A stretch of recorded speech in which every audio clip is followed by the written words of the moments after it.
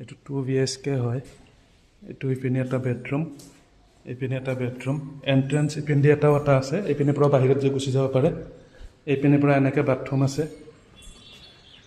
এইপিনে এইটো কিটচেনে আৰু ভিতৰত যাব পাৰি মানে কিটচেনটো তো বেলকনি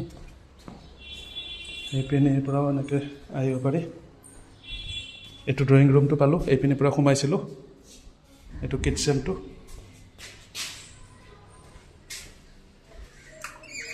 পানীটো পাব আৰু ভিতৰত এটা বেড এইটো টয়লেট এইটো এটা বেডৰুম আছে এইখিনি ডাঙৰ বেডৰুম